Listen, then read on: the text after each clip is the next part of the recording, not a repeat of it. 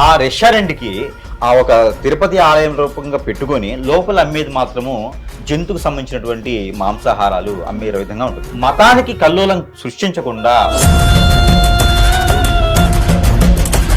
సాయిబాబాకి హిందూ ధర్మానికి ఉన్న రిలేషన్.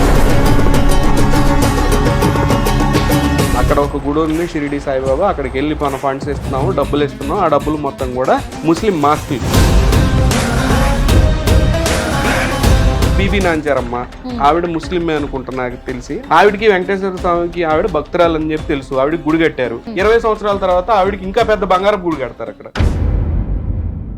పొద్దున సనాతన ధర్మ అని చెప్పి సాయంత్రం ప్రజల్లోకి వెళ్ళి స్కల్ క్యాప్ వేసుకుంటారు. ముస్లింకి సంబంధించిన పారాను పొలుగు తీసుకొని ఎక్కడ తవ్వినా భూమిలో నుంచి బయటకు వచ్చే దేవుడు హిందూ ధర్మానికి సంబంధించిన దేవుళ్ళు. ఒక క్రైస్తవుడు కానీ ఒక ముస్లిం కానీ మనదే కులం, మనదే మతం, ఇతనే దేవుడని పిల్లలకు బోధిస్తూ ఉంటారు. రిలీజియస్ కన్వర్షన్స్ ఎక్కడి నుంచి అవుతున్నాయంటే ఇలాంటి సంఘటనల వల్ల. వెల్కమ్ టు ఈటీవీ, నేను మీ నిర్మల. మరి ప్రస్తుతం తెలంగాణలోనే కాదు మన దేశవ్యాప్తంగా కూడా కొన్ని సంఘటనలు, ఎలా అంటే హిందూ ధర్మం అంటూ కొన్ని దేవాలయాల మీద జరుగుతున్న దాడులు కావచ్చు, ఆ దాడులు జరిగిన ఆ క్షణంలో కొంతమంది దేవాదయ అంటే హిందుత్వానికి సంబంధించిన నాయకులం అని చెప్పి కూడా చాలామంది ఆ రోజు సంఘటనను దృష్టిలో పెట్టుకొని వస్తున్నారు, ఎంతో హంగామా చేస్తున్నారు, ఏదేదో మాట్లాడుతున్నారు. కానీ తర్వాత ఏమైపోతున్నారు ఈ జనాలంతా అంటే అక్కడ సమస్య అక్కడే ఉంటుంది, ఎక్కడేసిన గొంగలు అక్కడే అన్న మాదిరిగా అక్కడ సమస్య అక్కడే ఉంటుంది, దానికి పరిష్కారం మాత్రం దొరకట్లేదు. కానీ హిందూ సంఘాలంటూ ఎంతో మంది ముందుకు వస్తూ ఉన్నారు. ఆ హిందూ సంఘాల పేర్లు చెప్పుకొని ఎన్నో విధి విధానాలు వెళ్తూ ఉన్నాయి. అవి మనం చెప్పకూడదు, ఎందుకంటే చెప్పడానికి ఇక్కడ మనతో పాటు గెస్టులు ఉన్నారు, వాళ్ళనే అడిగి తెలుసుకుందాం. కానీ దీనికి బదులుగా ఇంకొకటి ఏంటంటే తిరుమలలో ప్రస్తుతం తిరుమలలో ఒక హాట్ టాపిక్ మారింది. అక్కడ ఒక రెస్టారెంటు, అక్కడ దేవుళ్ళ రూపురేఖలతో కూడా కూడినటువంటి రెస్టారెంట్లు పెట్టుకోవడంతో కొంతమంది ఛానల్స్ కూడా దాన్ని ప్రచారం చేయడం కానీ అలాంటివి చేస్తూ వస్తూ ఉన్నారు. ఏంటి అసలు ఏం జరుగుతుంది అనే టాపిక్ మీద మరి మాట్లాడి తెలుసుకుందాము. ఎక్కడి వరకు వెళ్ళబోతుంది, ఇది ఎంతవరకు తీసుకురాబోతుంది, అసలు మన దేశవ్యాప్తంగా కూడా హిందూ సాంప్రదాయము, ఈ హిందుత్వము ఏంటి అసలు, ఇదంతా కూడా అడిగి తెలుసుకునే ప్రయత్నం చేద్దాం. ఇప్పుడు మనతో పాటు ఉన్నారు మరి విజయ్ గోస్ట్ గారు ఉన్నారు, అలాగే సురేష్ బాబు గారు, గట్టుపల్లి సురేష్ బాబు గారు కూడా ఉన్నారు, ఆస్ట్రాలజర్. అడిగి తెలుసుకునే ప్రయత్నం చేద్దాం. నమస్తే సార్, ఇక్కడికి కూడా. జై శ్రీమన్నారాయణ. ముందుగా మా హిట్ టీవీకి వచ్చినందుకు ధన్యవాదాలు మీకు. ముందుగా మీ నుంచి వద్దాం సార్, ఎందుకంటే ఎన్నో విధ్వంసాలు జరుగుతున్నాయి గుళ్ళపైన, ఎన్నో దాడులు జరుగుతున్నాయి, కూల్చివేయడం జరుగుతుంది, అలాగే విగ్రహాలను ధ్వంసం చేయడం జరుగుతుంది. మన తెలంగాణ రాష్ట్రానికి సంబంధించి కూడా ఈ సంవత్సరంన్నర కాలంలో, 2 సంవత్సరాల కాలంలో చాలా టెంపుల్స్లో కూడా మనం చూసాం సార్, చాలా విధ్వంసాలు జరుగుతూ వస్తున్నాయి. ఆ విధ్వంసాలు జరిగినప్పుడు ఆ రోజే ఎంతో మంది పరిగెత్తుకొని వస్తున్నారు. మేము హిందుత్వాన్ని నమ్ముకున్న వాళ్ళము, కొన్ని సంఘాలు వస్తూ ఉన్నాయి. ఆ రోజు ఏదో ధర్నాలు, రాస్తా రోకోలు, ఇవి అవి అన్నీ పాటిస్తూ ఉన్నారు, అన్నీ చేస్తున్నారు. మీడియా కూడా దాన్ని ఎంతో హైప్ తీసుకెళ్తున్నాయి. రెండో రోజు చూస్తే ఏమీ లేదు, చడి చప్పులు లేదు, కానీ ఆ టెంపుల్ మాత్రం అక్కడే ఉంటుంది, అలాగే విరిగిపోయిన విగ్రహాలతోనే ఉంటుంది. అసలు ఏంటి సార్ ఇది? సో ఈ కాంటెక్స్ట్లో యాక్చువల్గా నాదంతా సైబర్ క్రైమ్స్ కానివ్వండి, ఇవన్నీ మనకు తెలిసిందే, ఇంతకుముందు చాలా వీడియోస్ మనం చేసాం. బట్ ఈ కాంటెక్స్ట్ ఎందుకనంటే I'm a Hindu, I'm a proud Hindu. So ఇప్పుడు ప్రతి ఒక్కరికి ఆ వాల్యూస్ ఉంటాయి. ధర్మో రక్షతి రక్షత. నేను పర్సనల్గా నా ప్రొఫెషనల్గా ఏది ఉన్నా సరే, when it comes to my religion I should అన్నట్టుగా నేను వచ్చి ఇప్పుడు ఈ డిస్కషన్ మనం స్టార్ట్ చేసాం. ఫస్ట్ థింగ్ వచ్చేసి మీరు చెప్పిన రెస్టారెంట్, మనం ఇదే మీ మీడియా ఛానల్ మీరు ఏదైతే చెప్పారో 13 సంవత్సరాల కిందట సెంచరీ ఇన్ వాచెస్ అనే సబ్జెక్ట్ ఒకటి వచ్చింది. స్వామివారు వెంకటేశ్వర స్వామిని వజ్రాలతో పొదిగితే విజయవాడ చాలా ప్రాంతాల్లో నేను చచ్చిపోతానంటూ, కొంతమంది నరికేస్తాం చంపేస్తాం అంటూ పెద్ద పెద్ద ఎజిటేషన్స్ చేశారు. తర్వాత ఏమి ఉండదు, 3 రోజులకి టెంపుల్ ఈవో ఏదో చెప్పారు, అయిపోయింది, అక్కడ క్లోజ్. ఇప్పుడు ఈ రెస్టారెంట్ మనం ఏది ఆంధ్రప్రదేశ్ బిగ్గెస్ట్ రెస్టారెంట్ అని చెప్పి పెట్టుకున్నాడు. దాంట్లో మీరు చూస్తే అతను మోటివ్ని చూడండి. అతను మాట్లాడే వీడియోస్ని చూసుకుంటే స్టార్టింగ్ నుంచి కూడా అతను రీల్స్ పెడుతూ ఉంటాడు. ప్రతిసారి నాన్ వెజ్ ప్లేట్లు పట్టుకొని వెనకాల స్వామివారిని చూపిస్తూ ఉంటాడు అనమాట. ఈ గొడవ జరగక ముందు నుంచి సో ఇది well planned and well prepared. ఎందుకంటే ఆ యొక్క ఓనర్కి ఆల్రెడీ ప్లాన్ చేసుకున్నాడు, మనం సెన్సేషన్ అవ్వాలి. ఎందుకంటే ఈ రోజుల్లో అదే కదా, వైరల్ అవ్వాలి, సెన్సేషన్ అవ్వాలంటే ఏదో ఒకటి చూసి ఏదో రోజు అవుద్దని తెలుసు అతనికి. అందుకనే ఆ వీడియోని చూపిస్తూ ఉంటే హిందూ సంఘాలు వెళ్ళి ఇక అక్కడ గొడవ చేశారు, లేదు ఈ రూల్స్ మాట్లాడుకుంటారు, తర్వాత నేను ఇంతే అంటాడు. ఇక రకరకాలు జరుగుతున్నాయి, అవన్నీ సెకండరీ. నేను అనేది ఏంటంటే ప్యూర్ హిందూ, ప్యూర్ సనాతన ధర్మ. ఈ రోజు ఎవరో కాషాయ వస్త్రం ధరించేసి నేను సనాతన ధర్మాన్ని ముందుకు తీసుకెళ్తా, దాని స్పెల్లింగ్ కూడా సరిగ్గా రాదు, ఇంగ్లీష్లో రాయలేదు, తెలుగులో రాయలేదు, వాళ్ళు వచ్చేసి మేము ప్రక్షాళన చేస్తాం. ప్రక్షాళన ప్రాపర్గా హిందూ ధర్మాన్ని మనం ప్రొజెక్ట్ చేసుకోవాలి అని అంటే కనుక మైన్యూట్ లెవెల్లో, నేను అదే చెప్తాను, ఏదైనా మైక్రో లెవెల్ నుంచి స్టార్ట్ చేయాలి, ప్రతి ఒక్కటి చేయాలి. అతను సెన్సేషన్ కోసం అతను టెంపుల్ కట్టాడు, అదే సెన్సేషన్ కోసం ఈ స్వామీజీలు వెళ్ళారు. మళ్ళీ దాని గురించి డిబేట్లు 4 రోజుల తర్వాత ఏమి ఉండదు, గొంతు నొప్పి తప్పుతాయని అందరికీ తెలుసు. నేనేం అడుగుతానంటే అంబికా దర్బార్ బత్తి ఉంది, అంబికా దర్బార్ బత్తి పైన అమ్మవారి బొమ్మ ఉంటుంది. అది ఈ రోజుకి మీరు ఏ చెత్త కుప్పలో చూసినది కూడా కనపడుతుంటది, డ్రైనేజీల్లో కనపడుతుంటది, టాయిలెట్లు పోసే దగ్గర కనపడుతుంటాయి. అవి చాలా చాలా ప్రోడక్ట్స్ మీద స్వామివారి కానీ అమ్మవారి బొమ్మలు కానీ ఉంటాయి, అవి కనపడవు ఈ సంఘాలకి. ప్రక్షాళన అంటే అక్కడి నుంచి స్టార్ట్ చేయాలి. దేవుడి బొమ్మల్ని ఇట్లా ఒక ప్రాపర్ వేలో యూజ్ చేయాలి. ఎందుకంటే మళ్ళీ కాళ్ళ కింద పడతా, చేతుల కింద పడతా, రకరకాలు జరుగుతున్నాయి. కాబట్టి అలాంటి ఇన్సిడెంట్స్ని కూడా అబ్జర్వ్ చేయాలి అని అంటున్నాను. Point number 1. పాయింట్ నెంబర్ 2, మీరు చూసినట్లయితే గుడుల దగ్గర అంటే ప్రక్షాళన హిందూ ధర్మం ఇన్ మై కాంటెక్స్ట్ ఏంటంటే minute level in the sense షాపులు చూడండి, చాలా మంది ఈ మధ్య ఉమ్ములు వస్తూ, పువ్వుల మీద ఉమ్ములు వస్తూ రకరకాల, ఎందుకంటే మన కొన్ని వేల సంవత్సరాల నుంచి కూడా చాలా పవిత్రంగా పూజించుకునే దేవుళ్ళు ఉన్నారు. ఈ రోజుల్లో బయట గుళ్ళు పైన మన షాపులు చూసినట్లయితే అన్య మతస్థుల షాప్స్ ఎక్కువ ఉన్నాయి. వాటి గురించి ఎవరో మాట్లాడరు. మళ్ళీ ఆ కాంట్రాక్టులకు వచ్చేసరికి కోట్లు కాంట్రాక్టులు ఉంటాయి. మళ్ళీ ఆ పొలిటీషియన్స్ ఎవరికి ఇస్తున్నాం అనేది చూడడు, ఈ అన్య మతస్థులకి ఇచ్చేస్తారు, డబ్బు కాసిపడి లేదంటే తీసుకున్నాడు ఇంకోటికి అమ్మేసుకుంటాడు ఆ లైసెన్స్ ని. ఆ రకమైన చర్యలు జరుగుతున్నాయి. పూలు ఎక్కడి నుంచి వస్తున్నాయి, మనం పూజించుకునే పూలు గానీ ప్రోడక్ట్స్ గానీ, అసలు ఆవు నెయ్యి అంటూ ప్యాకెట్లు అమ్ముతున్నారు, అసలు అది ఆవు నెయ్యేనా, అది ఆ నూనె అంటూ అమ్ముతున్నారు, అది ఏం నూనె నమ్మి తీసుకుంటున్నారు. బయటకు వెళ్ళంగానే దేవుడికి 10 నిమిషాలు కేటాయిస్తున్నారు కదా, కొనేటప్పుడు ఆ 10 నిమిషాల్లోనే అయిపోతున్నాయి. వెళ్తున్నాడు ఎంత అంటున్నాడు, ఆ ప్యాకేజ్ ఏది కొబ్బరికాయ పూలు అన్ని కలిపేసి దాంట్లో ఇచ్చింది ఆవు నెయ్య లేకపోతే ఏంటి కొవ్వ అనేది ఎవరికి తెలియదు, ఒక సర్టిఫైడ్ ప్రోడక్ట్ అనేది లేదు. నేనేమంటున్నానంటే చాలా మందికి ఇది కూడా పెద్ద ఇష్యూవా, ఇది ఇష్యూ కాదు, కానీ ధర్మాన్ని మనం ముందుకు తీసుకెళ్ళాలి, మనం నమ్ముకున్నాం. ఎందుకంటే ధర్మో రక్షిత, దాన్ని మనం కాపాడితేనే అది మనం కాపాడిద్ది, మన ట్రైబ్ని కాపాడిద్ది. సో మన దేవుడు, మన వాల్యూస్ అరే ఆ లెవెల్లో మాట్లాడాలి అని అంటే కనుక ఇలాంటి ఇష్యూస్ ఉన్నాయి. ఇంకా చాలా ఉన్నాయి. ఏం సార్ మీరు చెప్పండి.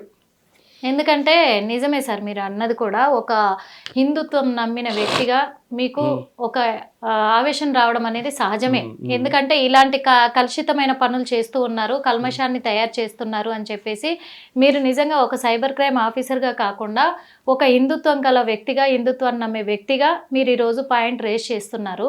ఇది వాస్తవం, కానీ నిజంగా మీకున్న డౌట్లు క్లారిఫై చేయడానికి ఆస్ట్రాలజర్గా ఇక్కడ గట్పల్లి సురేష్ బాబు గారు కూడా కూర్చున్నారు. కాబట్టి ఎందుకంటే హిందుత్వం గురించి వాళ్ళకే బాగా తెలిసి ఉంటుంది మనకంటే, అందుకు వాళ్ళు చెప్తేనే బాగుంటుంది. సార్ చెప్పండి సార్, ఇప్పుడు విజయ్ గోష్ఠి గారు అడిగారు. ఇక్కడ మనకంటూ ఒక ధర్మం, మనకంటూ ఒక న్యాయం, మనకంటూ కొన్ని సిద్ధాంతాలు ఉన్నాయి. ఈ సిద్ధాంతాల ప్రకారంగా ఒక మనిషికి తల్లిదండ్రి, గురువు, దైవం అని ఉంటుంది. సో ఒక్కొక్క వస్తువు ఇష్టంగా ఉంటే చాలా ప్రేమగా చూసుకుంటారు. ఇప్పుడు ఆలయానికి మనం వెళ్ళగానే ఒక పవిత్ర పూర్తిగా మన మనసు కావచ్చు, మన మైండ్ సెట్ కావచ్చు, మనకి నచ్చినటువంటి ఆలయానికి దర్శనం చేసుకుంటే ఆ స్వామివారిని మనకి తెలియని ఒక ఆహ్లాదకరంగా, ఆనందంగా ఉంటుంది. మనకి ఏదో జరిగిపోయింది, మనకి ఇంకా మంచి జరుగుతుందని ఒక కాన్ఫిడెన్స్ వస్తుంది. ఇది మనకి మతకరిక అంటే వేరే ఒక ఆలయానికి వెళ్తే కూడా అంత ఉండదు. ఇప్పుడు ఒక హిందూ ఉన్నారనుకోండి, ఇష్టపూర్వకంగా వెళ్ళలేకపోయినా మామూలుగా ఏదైనా చర్చికి వెళ్ళినా, మసీదుకి వెళ్ళినా వెళ్తారు. కానీ హిందూ ఆలయానికి వచ్చినప్పుడు ఆ ప్రేమ పూర్తిగా అనేది వేరే ఉంటుంది. ఇప్పుడు ఒక ముస్లిం ఉంటే వాళ్ళ ఆలయానికి వెళ్ళినప్పుడు వాళ్ళకి బాగుంటుంది, ఒక క్రైస్తవుడు ఉంటే వాళ్ళ చర్చికి వెళ్ళినప్పుడు వాళ్ళకి బాగుంటుంది. వేరే మతాలకి, వేరే ఆలయాలకి వాళ్ళు అంతగా మొగ్గు చూపిరు. అక్కడ ఏదన్నా వెళ్తే దర్శనానికి వెళ్తారేమో, అంతేగాని వారికి ప్రేమ పూర్తిగా, వారికి మనస్ఫూర్తిగా ఉండదు. అలానే ఒక బ్రాండెడ్ ఉంటుంది, వీరికంటూ ఒక డిజైన్ ఉంటుంది. ఇప్పుడు ఇలానే ఉండాలి, ఇలా ఉంటేనే ఇది బాగుంటుంది, ఒక సెంటిమెంట్. ఇప్పుడు రాముల వారి గురించి మనం ఇప్పటికి కూడా మాట్లాడుకుంటున్నాము, వెంకటేశ్వర స్వామి గురించి లేదా కృష్ణుడి గురించి ఇప్పుడు కూడా మనం మాట్లాడుకుంటున్నామంటే వారు అక్కడ స్థాపించినటువంటి డిజైన్స్, వారు ఇచ్చినటువంటి విలువలు, వాల్యూస్, ఇవన్నీ కూడా మనము తీసుకొని ఈరోజు మనము మోడల్గా ఉన్నాం. కానీ అవన్నీ వాల్యూస్ కింద వస్తాయి. అంటే మనం వాటిని గౌరవిస్తున్నాం. అవి గౌరవించడం వలన మనం ఈ రోజు ఎలా ఉండాలి, అరే మన పెద్ద ఆయన చెప్పారు మనం ఇలానే పాటించాలని ఒక ధర్మంతో పాటు మనం వెళ్తూ ఉంటాం. కొంతమంది ఉంటారు వారికి అసలు వారు ఇదిగా ఉంటారు, గాల్లో తెలిసిపోతుంటారు, గాల్లో వెళ్ళిపోతుంటారు. కానీ ఆ ధర్మం ఎలా అయితే ఉందో, అది మన సనాతన ధర్మం ఎలా అయితే ఉందో, మన విధానాలు ఎలా ఉన్నాయో మన పెద్దవారు మనకు నేర్పినారు, అదే విధంగా మనం వెళ్తూ ఉంటాం. అయితే ఈ విధంగా ఎవరైనా ఎక్కడైనా సరే మన పెద్దవాళ్ళని ఎవరైతే గౌరవిస్తామో వారిని ఒక మాట అంటే ఎదుటివారు ఎవరో తెలియని వ్యక్తి వారిని ఒక మాట అంటే మనం ఓచుకోగలుగుతామా, మనం తట్టుకోగలుగుతామా, మనం ఉండగలుగుతామా? మనము ప్రేమ పూర్తిగా ఒక ఇల్లు కట్టుకుంటాం, ఆ ఇంటి మీద ఎవరైనా రాయేస్తే బురద వేస్తే ఆ ఇంటిని ఎవరైనా ఏమైనా అంటే మనం ఊరుకుంటామా? మనం చాలా ప్రేమతో ఉన్నాము, ఆ ప్రేమని ఎవరైనా ద్వేషించినప్పుడు మనం ఊరుకోం. హిందూ ధర్మం కూడా ఏం చెప్తుందంటే దాన్ని కదిలించకుండా, ఆ ధర్మత్వాన్ని పోగొట్టకుండా ఏదైనా చేయొచ్చు మనం. ఇప్పుడు నాకు నచ్చినట్టు నేను జీవించవచ్చు, కానీ ఆ జీవించే విధానం ఎదుటి వారికి ఇబ్బంది కలగకూడదు. నువ్వు ఏ మతంలోనే ఉండు, మతంతో సంబంధం లేదు, ఎదుటి వారికి ఇబ్బంది కలగనంత వరకు బాగానే ఉంటుంది. ఇప్పుడు ఈ రెస్టారెంట్కి ఈ ఒక రకమైనటువంటి తిరుపతి కావచ్చు, శ్రీశైలం కావచ్చు, ఇవన్నీ కూడా పవిత్ర పూర్తిగా మనం ఎంచుకున్నటువంటి ఆలయాలు. అంటే ఒక మతానికి సంబంధించినటువంటి విలువలు ఇవి. ఈ విలువల్ని ఎదుటి వారు ద్వేషించడం ద్వారా అవి ఆటోమేటిక్ ఏమవుతుందంటే కింద స్థాయికి వెళ్ళిపోతాయి. ఈ రానున్నటువంటి జనరేషన్కి ఏం చెప్పాలనుకుంటున్నాం మనం? మీరు తిరుపతి రకంగా మీరు ఒక ఫోటో పెట్టుకోండి, ఒక ఫోటో పెట్టుకున్నా కూడా మన కౌంటర్ వెనక అందరి చాలా మంది కూడా వెంకటేశ్వర స్వామి గారి ఫోటో కానీ లేకపోతే అందరి రకాల దేవుళ్ళు గారి ఫోటోలు పెట్టుకుంటారు. నలుగురు వచ్చేటువంటి బిజినెస్ చేసి జరిగేటువంటి దాంట్లో అంటే హిందువులు ఒకరే రావాలి అని మీరు అలా రెస్టారెంట్ పెట్టారా, లేదా వేరే మతస్థులు రావద్దు అని చెప్తున్నారా? లేదు. ఇంకోటి ఏంటంటే హిందూ మతంలో ఎక్కువ శాతం నాన్ వెజ్ భుజించకుండా పవిత్ర పూర్తిగా అన్ని రకాలుగా ఫ్రెష్గా స్నానం చేసి రావడం కానీ, పవిత్రంగా మనం ఆలయానికి వెళ్ళడం కానీ, పొట్టు వస్త్రాలు ధరించడం కానీ, ఈ రకమైనటువంటి పద్ధతులు అనేది కొన్ని రకాలు ఉంటాయి. ఇప్పుడు వారు ఆ హిందూ ధర్మానికి పెట్టుకొని ఆ రెస్టారెంట్కి ఆ ఒక తిరుపతి ఆలయం రూపంగా పెట్టుకొని లోపల అమ్మేది మాత్రము జంతువుకు సంబంధించినటువంటి మాంసాహారాలు అమ్మే విధంగా ఉంటుంది. హిందూ ధర్మం ఏం చెప్తుందంటే హిందూ ధర్మానికి సనాతన ధర్మంలో ఏది ఉందో మతానికి కల్లోలం సృష్టించకుండా ఆ విలువలు తీయకుండా ఉండేలాగా ఏదైనా చేసుకోవచ్చు. ఇందాక సార్ అన్నారు అంబికా దర్బారు వత్తి అని చెప్పేసని. ఇప్పుడు స్వామివారి బొమ్మ, అమ్మవారి బొమ్మ అని చెప్పేసని మనం పుట్టుగానే ఈయన మీ తండ్రి, ఈయన మీ అమ్మగారు, ఈయన మీ తాతగారు అని చెప్పేసని మనకు పెద్దవాళ్ళు చెప్తేనే మనకు తెలుస్తుంది. మన పెద్దవాళ్ళు అలాగానే మన కులదైవం, మన ఆచార దైవం, లేదా మనకి ఇలానే ఈ టెంపుల్కి వెళ్ళాలని కొన్ని సృష్టిస్తారు. మనకి తెలియని కూడా వారు మనకు కొన్ని సృష్టించడం వల్ల ప్రేమ అభిమానులు వాటి మీద ఎక్కువగా మనకి మొక్కు చూపుతాయి. అలాంటి వాటిని విలువ తీసేయటం ఇది పెట్టుకోవచ్చు. ఏదైనా సరే లాకెట్ వేసుకోవచ్చు, ముద్ర మనకి షర్టు మీద వేసుకోవచ్చు, అది మన ప్రేమ కొద్ది వేసుకోవచ్చు, మన ప్రేమ కొద్ది ఏదైనా చేసుకోవచ్చు. ఇంకో విషయం ఏంటంటే సార్ అన్నారు అంబికా దర్బార్వతి దాని గురించి మాట్లాడారు. అయితే మనం పవిత్ర పూర్తిగా చూసుకునేటువంటి విధానంగా బొమ్మలు ఉండేటివి మనకి నిజంగా దేవుళ్ళు ఎలా ఉంటారో మనకు తెలియదు. పలానా దేవుడు పలానా ఇది అని చెప్పేసి అని మన పెద్దవాళ్ళు చెప్తున్నా, గురువు చెప్తున్నా, ఎవరైనా చెప్తున్నా మనం తెలుసుకుంటున్నాం. అంతేగాని రాముల వారు ఇలా ఉంటారు, సీతమ్మ వారు ఇలా ఉంటారు, కృష్ణుడు ఇలా ఉంటారని మనకి ఎవరికి తెలియదు. కలియుగంలో ఎవరికి తెలియదు. వెంకటేశ్వర స్వామి గారి కనుకంటే స్వయంభూ కాబట్టి అతను కొంతమంది స్వయంభూగా వేసినటువంటి ఆలయాలు తెలుసుంటాయేమో కానీ మనకి ఇలా ఉంటారని రూపురేఖలు లేవు. మనం సృష్టించుకున్నట్టు రూపురేఖలు అవన్నీ మనం సృష్టించుకొని రూపురేఖలను ఏర్పరచుకొని వాటిని అమ్మవార్లుగా స్వాములుగా మనం కొలుచుకుంటూ ఉంటాం. అలాంటి విలువలు గలటువంటి బొమ్మలు వేసుకున్నటువంటి బిజినెస్ చేసుకుంటున్నారు. అది వారికి ఒక ఆత్మ సంతృప్తి కోసం వారు సృష్టించుకొని చేసుకునే దానికి తప్పు లేదు. కానీ వాటి విలువలు తీయొద్దు. అది మన మానవాళి గుర్తుపెట్టుకోవాల్సినటువంటి విషయం. ఇందాక టాయిలెట్స్ లోను చెత్త కుప్పలోనూ వేస్తున్నారని ఏదైనప్పుడు స్వామివారికి అలంకరించిన పువ్వులు కూడా పారేటువంటి నీటిలోనే. మనము పంచపరవణాలు అంటారు. పంచపరవణాలు మనం తింటే కూడా చివరికి మనము రెస్ట్ రూమ్కి వెళ్తాము. అంటే ఒక స్థానం అనేది, ఒక స్థాయి అనేది వాటికి వెళ్ళిపోయిన తర్వాత అవి ఖచ్చితంగా వాటికి వెళ్ళాల్సిందే. మనిషి కూడా పీఠాధిపతి కావచ్చు, గురువు కావచ్చు, దైవ స్వరూపులు కావచ్చు. చివరికి కొంతకాలం తర్వాత అవి హరాయించుకుపోతూ ఉంటాయి, స్టాచ్యూలానే మిగిలిపోతారు, లేదా గోడ మీద ఫోటోలానే ఉండిపోతారు. అంటే ప్రతి దానికి ఒక టైం అనేది ఉంటుంది, ఒక ఎక్స్పైరీ అనేది ఉంటుంది. ఎంత విలువైనా సరే వాసన లేని బంగారానికి ఉంటుందేమో తప్పితే మనిషికి, రూపానికి, వీటికైతే విలువ అనేది లేదు. ఒక 10 కోట్లు పెట్టి ఒక ఆలయాన్నో ఒక ఇంటి నుండి నిర్మిస్తాం, కానీ ఒక 10 సంవత్సరాల తర్వాతైనా మరీ మరమ్మతులు చేస్తాం దానికి. అంటే ఆలయం పైకి వెక్కి పెయింట్ వేస్తారు, అంటే ఆలయాన్ని మనం కించపరిచినట్టు కాదు అది. ఆ పెయింట్ వేస్తేనే చక్కగా కనిపిస్తుంది.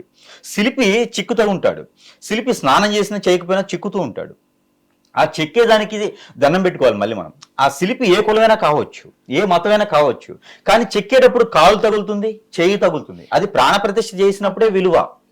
అంతే. ఆ బొమ్మ అనేది మనము దేవుడిగా దండం పెట్టుకోవాలి, తర్వాత ఏమైపోతుందనే తర్వాత విషయం. అలానే మనం వినాయక చవితికి పూజించుకునే స్వామి కావచ్చు, మనకి నవరాత్రులప్పుడు దసరా నవరాత్రులు అమ్మవారి కావచ్చు, తులసిమాత కావచ్చు, ఇవన్నీ మనం పూజిస్తాం.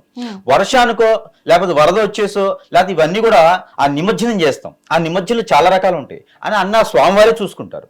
ఆ స్వామివారి యొక్క కృపా కటాక్షాలు లేకుండా అయితే ఏం జరగదు. ప్రపంచంలో పుట్టుక ఎంతైతే గొప్పగా ఉంటుందో మరణం కూడా అంతే గొప్పగా ఉంటుంది. మరణించిన తర్వాత ఆ వ్యక్తి గురించి చెప్పుకునే నాథుడు ఉండడు, వాడు ఎంత గొప్ప పని చేసినా చెప్పుకునే నాథుండడు. అంటే సనాతన ధర్మ విలువలు కాపాడేందుకు ప్రయత్నం చేయాలి తప్పితే విలువలు తీసేసేలాగా మాత్రము ఉండకూడదు. దేవుని ఇప్పుడు ప్రతిబింబము నచ్చకపోతే పక్కన పడేయండి, చెట్టు కింద పెడతారు. చాలా మంది తీసుకెళ్ళి హిందువులే ఉన్నారండి, వారికి ఇంట్లో ఫోటోలు ఏదైనా ఆస్ట్రాలజీలో గురువు గారు చెప్తే పూజించే ఫోటోలు అలా తీసుకెళ్లిపోయి గోడ మీద పడేస్తారు అక్కడ. మరి అక్కడ ఇష్టమైన ఫోటోలు తీసుకెళ్లి పడేస్తున్నారు కదండి. అంటే వీరు ధర్మం ప్రకారం వీరు బ్రతకాలి. వీరికి బాగా ఇష్టపడిన ఫోటోలు కూడా పగిలిపోతే ఏం చేస్తారు, తీసుకెళ్ళిపోతారు. ఇంట్లో పెట్టుకోలేరు కదా అవి తర్వాత ఏమైపోతాయి కూడా తెలియదు. ఇప్పుడు వేరే మతస్థులు ఉన్నారు, వాటికి సంబంధం ఏముంది, తొక్కుతారు, వెళ్ళిపోతారు. అలానే ఈ ప్రాణ ప్రతిష్ఠ ఏదైతే ఉందో మనము పూజించేందుకు వరకు ఆ విలువలు ఉండాలి.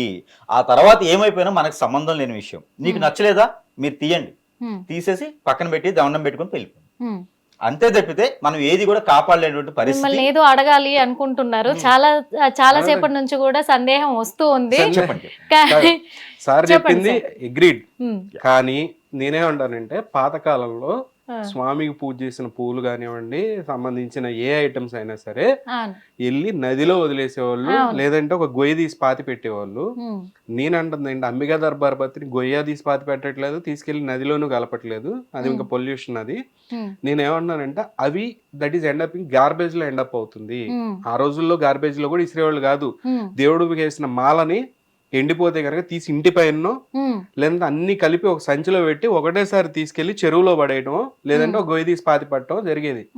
సో నా కాంటెక్స్ట్ ఏంటంటే ఇక్కడ సనాతన ధర్మ అని చెప్పి బయలుదేరే జెండాలు పట్టుకునే వాళ్ళు ఎవరైనా సరే ఊరికే ఏదో రెస్టారెంట్ లో స్వామివారిది అయిందని చెప్పేసి ఒక 1000 మంది చుట్టుముట్టి, ఆయన చేసిన తప్పే, సెన్సేషనలిజం కోసం చేశాడు, రెస్టారెంట్ ఇది వైరల్ అవ్వాలని చెప్పి చేశాడు. అతని రీల్స్ లోనే అతని ఆన్సర్ ఉంది, కావాలని చేశానా లేదా అనేది.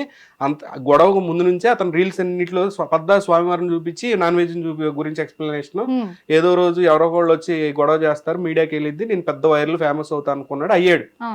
అక్కడికి వెళ్ళిన జనం గురించి నేను మాట్లాడుతున్నాను. అంత ఫైర్ మీలో ఉంటే గనక చాలా చాలా ఇష్యూస్ మనకు ఉన్నాయి ఈ ధర్మంలో. దానికి సంబంధించి ఎగ్జాంపుల్ చాలా ప్రోడక్ట్స్ పైన అమ్మవార్లు కానీ వీటి మీద వాడుతున్నారు. అది యాజ్ ఎ రెస్పెక్ట్గా అంత దైవభక్తి ఉంటే కనుక గుళ్ళో పెట్టుకోవాలి, ఇంట్లో ఉన్న చిన్న గుళ్ళో పెట్టుకోవాలి, లేదంటే గుండెలో పెట్టుకోవాలి, లేదంటే బంగారం చేయించుకొని చేతికో మెడలోనో ఉండాలి తప్పితే టాటో వేసుకుంటారో ఏది చేసుకుంటారో. కానీ ప్రోడక్ట్స్ మీద పెట్టినప్పుడు ఏమిటంటే ఆ ప్రోడక్ట్స్ కాళ్ళ కింద పట్టడం, ఇంకొకళ్ళ కాలం అది పాపమే. తెలిసి చేసినా తెలియపోయి చేసినా పాపమే అంటారు కదా. తెలియక మీ కాళ్ళ కింద పడితే అది పాపమే అవుతుంది కదా. ఏది నేను ధర్మం లెవెల్లో మాట్లాడుతున్నా, రోజు ఉండే డిప్లొమాటిక్ టాక్ కాదు ఈ రోజు మనం మాట్లాడుకునేది. నా మనసుకు అనిపించారు దేవుడు కాళ్ళ కింద పడిపోయాడే, అలాంటి పరిస్థితికి వచ్చేసింది. సో వాటిని ప్రక్షాళన చేయాల్సిన అవసరం ఉంది. రెండోది వచ్చేసి మెయిన్ గా సాయిబాబా సంగతి. మన సనాతన ధర్మంలో సాయిబాబా కాంటెక్స్ట్ ఏంటి అనేది దాని మీద ఫైట్ చేయాలి. ఎందుకంటే మాక్సిమం గుళ్ళలో కూడా చాలా గుళ్ళు, ఇప్పుడు మహారాష్ట్ర గవర్నమెంట్ ఆల్రెడీ ఏంటి గుళ్ళల్లో నుంచి సాయిబాబా ఫోటోలు రిమూవ్ చేయమని చెప్పి సంథింగ్ అక్కడ ఏదో జరిగింది. సాయిబాబాకి హిందూ ధర్మానికి ఉన్న రిలేషన్ ఏంటి? అదేంటి మీరు అలా అంటారు? అంతే కదా మరి. ఎందుకంటే చాలా సాయిబాబా మంది కూడా హిందువులే సాయిబాబాని నమ్ముకొని ఆయన కోసం ఎన్నో నమ్ముకోవటం వేరు. పూజలు ధర్మంలో సాయిబాబా హోమాలు ఎక్కడ చేయిస్తా ఉన్నాడని ఉన్నారు. అడుగుతాను. మన ధర్మంలో, హిందూ ధర్మంలో సాయిబాబాకు సంబంధించి ఏముంది? హ్మ్. అక్కడ ఒక గుడి ఉంది, షిరిడి సాయిబాబా. అక్కడికి వెళ్ళి మన ఫండ్స్ ఇస్తున్నాము, డబ్బులు ఇస్తున్నాం. ఆ డబ్బులు మొత్తం కూడా హ్మ్. ముస్లిం మాస్కులకి, ఈ యొక్క మన అక్కడ ఉండే స్టాఫ్ అంతా కూడా ముస్లిమ్స్ ఉంటున్నారు. హ్మ్. మరి ఆ రిలేషన్ హిందూ ధర్మానికి ఏం రిలేషన్ అనేది తెలియదు. హ్మ్. అవి తేల్చుకోవాల్సిన అవసరం ఎవరికి ఉంది? హ్మ్. ఇక్కడికి వెళ్ళి గొడవలు చేశారు కదా. హ్మ్. ధర్మాన్ని అంటే కనుక నేను చింపేస్తా, పెట్రోల్ పోసి తగలేస్తా అంటున్నారు కదా. వాళ్ళకి నేను అడుగుతుంది ఏంటంటే, అందరం కలిసి చేయాల్సిన సబ్జెక్టులు ఇంకా చాలా ఉన్నాయి. రెస్టారెంట్ కాదు, రెస్టారెంట్ కంటే ముందు ఇంకా చాలా సబ్జెక్ట్స్ ఉన్నాయి. అలాగే వెంకటేశ్వర స్వామి దగ్గరికి వెళ్ళేటప్పుడు బీబీ నాంచారమ్మ గారికి ఆవిడ్ని దేవతం చేశారు. నేను ఇందాకే ఒకటి అడుగుదాం అనుకున్నా, నాకు 20 డౌట్ సంవత్సరాలు వచ్చింది. ఇంకొక ఇప్పుడు నెక్స్ట్ సాయిబాబాకి మన హిందువులకి ఏంటి సంబంధం అని మీరు అడిగారు కదా, అసలు ఏంటి అక్కడ ఏంటి రిలేషన్, ఎందుకు వెళ్తున్నారు అనేది మీరు అడిగారు. కానీ నేను అదే అడగబోయాను, మరి వెంకటేశ్వర స్వామి దగ్గరకు కూడా ముస్లిమ్స్ దర్శనానికి వస్తారు తిరుమల కొండకి, మరి ముస్లిమ్స్ కి వెంకటేశ్వర స్వామికి ఏంటి సంబంధం? మీరు మళ్ళీ ఇక్కడ డివైడ్ అవుతున్నారు. ముస్లిమ్స్ గుడికి వెళ్ళడం గురించి నేను మాట్లాడట్లేదు. హిందూ ధర్మం, హిందూ గుడి. ఇప్పుడు ముస్లిమ్స్ కి వాళ్ళకి మాస్క్ ఉంటుంది, క్రిస్టియన్స్ కి వాళ్ళకి చర్చ్ ఉంటుంది. అక్కడికి మన హిందువులు వెళ్తున్నారా, క్రిస్టియన్లు తిరుపతి వస్తున్నారా, ఈ సబ్జెక్ట్ గురించి మాట్లాడట్లేదు. నేను మాట్లాడేది ఏంటంటే, హిందూ ధర్మానికి సాయిబాబాకి ఏం రిలేషన్ ఉంది? మన ధర్మంలో ఆయన ఇప్పుడు మనం పూజిస్తున్నాం, దేవుడు అంటున్నాం. అసలు ఎక్కడ కలిసింది? రెండోది అయినా బీబీ నాంచారమ్మ, ఆవిడ ముస్లిమే అనుకుంటా, నాకు తెలిసి ఆవిడ ముస్లిమే కదా. ఆవిడకి వెంకటేశ్వర స్వామికి ఆవిడ భక్తురాలు అని చెప్పి తెలుసు. ఆవిడకి గుడి కట్టారు. 20 సంవత్సరాల తర్వాత ఆవిడకి ఇంకా పెద్ద బంగారం గుడి కడతారు అక్కడ. తర్వాత అక్కడికి మాలలు వేసుకుని వెళ్తారు ఫ్యూచర్ జనరేషన్స్. సో ఇక్కడ పూర్తిగా ఎక్స్ప్లాయిటేషన్ అవుతుంది. పూర్తిగా మన ధర్మం నుంచి డివేట్ అయ్యి మన దేవుళ్ళని పక్కన పెట్టేసి వేరే దేవుళ్ళకి ఎక్కడికో క్రాస్ అయ్యి కంచరగాడిలాగా తయారవుతామా ఏంటనే భయంలో ఉంది హిందూ ధర్మం అని అడుగుతున్నాను సార్ మిమ్మల్ని. ఇక్కడ మీరు ఒకటి గమనించాల్సింది ఏంటంటే, ఏ దేవునికైనా ఏ గురువుకైనా మతంతో సంబంధం లేదు. ముందు ఏ గురువుకైనా, ఇప్పుడు ఒక స్కూల్లో అనేక రకాల మతాల వాళ్ళు వస్తారు, కానీ బోధన అనేది ఒక మాస్టరే చెప్తారు. ఆయనకి మతంతో సంబంధం లేదు, స్టూడెంట్స్ తోనే సంబంధం. ఇప్పుడు ఏ గురువైనా, ఇప్పుడు ఒక రాష్ట్రానికి రాజు ఉంటారు, వారికి మతంతో సంబంధం లేదు, కానీ పాలన ఒకటే ఉంటుంది. క్రిస్టియన్ వెళ్ళినా, ముస్లిమ్స్ వెళ్ళినా, హిందూ వెళ్ళినా వారి వారి పద్ధతి ప్రకారంగా ఏదైతే చేయాలో ఆ న్యాయం చేస్తారు. ఇతను హిందువు, ఇతనికి మంచి చేయాలి, ఇతను క్రిస్టియన్, ఇతనికి చేయకూడదు అనేది ఏమి ఉండదు. దాని ప్రకారంగానే ఉంటుంది గురువు. గురు స్థానం అంటే అది. ఇకపోతే సనాతన ధర్మం ఏం చెప్తుందంటే, మతాలు సనాతన ధర్మంలో లేవు, ధర్మత్వం మాత్రమే ఉంది, మతాలతో సంబంధం లేదు. మతాలు సృష్టించింది బ్రతకడానికి అలవాటు పడేవారు, బ్రతకడానికి నేర్చుకున్న వారు మాత్రమే మతాలు సృష్టించుకున్నారు. ఆ తర్వాత వచ్చేసి కొన్ని రకాల ఇప్పుడున్న దాని ప్రకారంగా ప్రభుత్వాలు మతాలు కల్లోకాలు చేస్తేనే వాళ్ళు బ్రతికేదానికి అవకాశం ఉంటుంది. అందుకని బిజినెస్ కోసం ఇప్పుడు ఆలయాలు ఒక పేరు ఏంటంటే, మంచి జనానికి ఏంటంటే, హిందువులకి హిందూ ఆలయాలని, క్రిస్టియన్స్కి క్రిస్టియన్ దేవాలయాలని వారు సృష్టించుకునే దానికి ఏంటంటే బిజినెస్ కోసం తప్పితే సనాతన ధర్మంలో ఇలాంటివి అయితే ఏం లేవు. గురువు అంటే గురు స్థానం. సాయిబాబా గారు కావచ్చు, ఎవరైనా సరే మంచి చేసేందుకు గురు స్థానం మాత్రమే అది. ఒక చెడిపోతుందంటే ఒక డాక్టర్ ఉంటారు, ఎవరికైనా వైద్యం చేస్తాడు. అంటే ఇక్కడ ఒక క్లారిటీ కావాలనుకుంటున్నా సార్, ఎందుకంటే చాలా మంది ప్రజలకు కూడా ఒకటి తెలియట్లేదు ఏంటంటే, కొంతమంది ఏమో సాయిబాబా అంటే ముస్లింలకు సంబంధించిన ఆయన, నిజంగా మన హిందువులు ఎందుకు వెళ్తున్నారు గుడికి అని చాలా మంది కూడా పాయింట్ రేస్ చేశారు. అంటే హిందుత్వానికి సాయిబాబాకు ఏంటి సంబంధం అని సార్ క్వశ్చన్ వేశారు. నిజమే అది. అందుకు మరి ఎందుకు సాయిబాబాని హిందువులు కొలుస్తున్నారు, అది నిజంగా కావాలి, తెలుసుకోవాలి కూడా ప్రజలు. దానికి ఆన్సర్ ఉండదు యాక్చువల్గా. ఇప్పుడు సార్ని అడిగింది ఏంటి, నేను సార్ని అడిగింది ఇదైతే, సార్ ఏమన్నారు, సనాతన ధర్మం. నేను కూడా చెప్తాను కూర్చుని, ఏం చెప్పగలనంటే, మా మావయ్య చెప్తుంటారండి, నదీ మూలం, స్త్రీ మూలం, ఋషి మూలం అని. పద్దాగా మూలాలు ఎతక మాకు అని అంటాడు. కానీ ఇప్పుడు ఈ మూలాలు ఎతకాల్సిన అవసరం ఉంది. మా మావయ్య ఏం చెప్పాడు, నదీ మూలం, ఈ నది ఎక్కడి నుంచి వస్తుంది అని చెప్పి, మంచినీళ్ళు తాగాల, దప్పికేస్తున్నా, తాగుదా, తాగు, ఈ నది ఎక్కడి నుంచి వస్తుందని వెళ్ళమాకు. వెళ్ళావా, ఒకడు ముడ్డి గడుక్కుంటూ ఉంటాడు, ఒకడు గేదెలు గడుగుతుంటాడు, ఒకడు ఇంకోటి చేస్తుంటాడు, నీకేమవుతుందో అది చెయ్యి. అంతే. రెండోది ఏంటి, స్త్రీ మూలం అంటే ఏంటంటే మా అమ్మగారు అమ్మ ఎవరు, మా అమ్మగారు అమ్మ ఎలా పుట్టింది, ఈ అమ్మగారు 7 తరాలు ఓకే. 7 తరాలు. దానికి మించి వెనక్కి వెళ్ళారనుకోండి వాయు వరుసలు ఉండవు. ఎక్కడ వాయు వరుసలు ఉండవు. మనకి మైండ్ పోద్ది ఇదేంద్ర బాబు మన బతికేంటి ఇట్ అయిపోయింది అని. 3 ఋషి మూలం. మా యొక్క కులం ఏంటి అంటే ఋషి చేసేటువంటి తత్వం ఏంటి, వారి పర్సనల్ ఏంటి కాదు, మీకేం మంచి బోధిస్తున్నారు, ఇది మాత్రమే తీసుకోవాలి. అదే కాకుండా ఇది కూడా అన్నారు, మన కులం ఏంటి, మన తాత కులం ఏంటి, ఆ తాత కులం ఏంటి అనుకుంటే వెళ్తే అందరూ అడవి జాతి నుంచి వచ్చిన వాళ్ళమే, అందరిది ఒకటే కులం. సో అవన్నీ పక్కన పెట్టేయండి. ఇప్పుడు ఎతకాల్సిన అవసరం ఎందుకు, కప్పు రమ్ము నొక్క పోలిక నుండి. అందుకని చూసుకోవాలి. సో ఇప్పుడు ఇప్పుడు నేనేమంటానంటే మనకి కొన్ని వేల సంవత్సరాలు జరుగుతుంది. యాజ్ ఎ హిందూగా ఐ కెన్ ప్రౌడ్లీ సే కొన్ని లక్షల కోట్ల సంవత్సరాల చరిత్ర మనకు ఉంది. ఎన్నో యుగాలు గడిచినాయి అవి నమ్ముతాము, ఎన్నో వేల సంవత్సరాలు ఇవన్నీ ఉన్నాయి అవన్నీ నమ్ముతాం. సో ఇప్పుడు దీని నుంచి చాలా తెగలు వెళ్ళిపోయి వేరే రిలీజియన్ కింద మారింది అనే ఒక స్టడీ కూడా బయటకు వస్తుంది. సో వాళ్ళు ఇప్పుడు ఎగనెస్ట్ గా మనకు వస్తున్నారు, లేదంటే ఏదో ఒక తెగ మన ధర్మాన్ని నాశనం చేస్తున్నారు అన్నప్పుడు మనకంటూ ఒక సర్టైన్ రూల్స్ ఉండాలి అంటున్నా. సార్ ఏమంటారు, అందరిని ఒకటేలాగా చూడాలి, అందరిని ఒకటేలాగా ఇన్ని సంవత్సరాలు చూసాం, ఏమైంది చివరికి మన మెడ నరకడానికే వస్తున్నారు. దీంట్లో మీరు ఒకటి గమనించాల్సిందంటే కొన్ని రకాల మతస్థులు ఇప్పుడు ఈ రోజు ఏర్పడే దాంట్లో మతస్థులు వాళ్ళు ఏమైందంటే అన్యూన్యత ఉంది వాళ్ళకి. ఇప్పుడు హిందూ దాంట్లో ఏమైందంటే ఎక్కువ మంది అవ్వడం వలన ఎవరికి వాళ్ళే రాజు, ఎవరికి వాళ్ళే గురువు అనడం వలన వీరికి ఒక అవగాహన లేకుండా ఆ సమయం వచ్చినప్పుడు మాత్రమే మాట్లాడుతున్నారు. ఇంకోటి ఏంటంటే హిందూ ధర్మంలో చాలా మంది కూడా విలువలు తెలియక హిందూ దేవాలయాల మీద ఆదాయం ఎంత వస్తుందని చూస్తున్నారే కానీ మనం ఎంత నిష్ఠతో ఉంటున్నామని ఎవరు చూస్తలేరేమో అనిపిస్తుంది వాస్తవంగా. అదే నేను అంటుంది ఏంటంటే మేడం, రూల్స్ అనేవి కంపల్సరీ ఉండాలి అంటున్నా. ఇందాక మనం ఒక డిబేట్ జరిగింది, ఆ డిబేట్ లో కూడా సింపుల్ గా రూల్స్ లేనప్పుడు ఒక పొలిటీషియన్ నోటికి వచ్చినట్టు మాట్లాడుతా వెళ్ళిపోతాడు, ఆ భయం లేనప్పుడు. ధర్మంలో కూడా ఒక భయం ఉండాలి, ఒక particular book set of rules ఉండాలి. ఆ రూల్స్ ఉన్నాయి కానీ మధ్యలో ఇప్పుడు అందరూ ఒకటే, అందరూ సమానం కాదు, ఎవరు దాళ్లే, ఎవరు రిలీజియన్ వాళ్ళదే. నా హిందూ ధర్మం వేరే, ముస్లిం వేరే, క్రిస్టియన్ వేరేనే. అఫ్ కోర్స్ బాయ్ అంటే కలిసి ఉంటాము, మాట్లాడుకుంటాం, అదంతా డిఫరెంట్. అన్ని మతాలు ఒకటి కాదు అని నమ్మి అట్లే వెళ్ళి రూల్స్ పెట్టుకోకపోతే ఇప్పుడు రీసెంట్ డేస్ లో మీరు చూడండి, మ్యారేజెస్ లో పెళ్లిళ్ళు ఎట్లా తయారయ్యాయండి, అంతా సనాతన ధర్మమే. మీరు చెప్పేది పెళ్లిలాగా ఉంటుంది. అసలు ఒక పెళ్లిని చూస్తే వాంతి వస్తుంది అనమాట మనకి.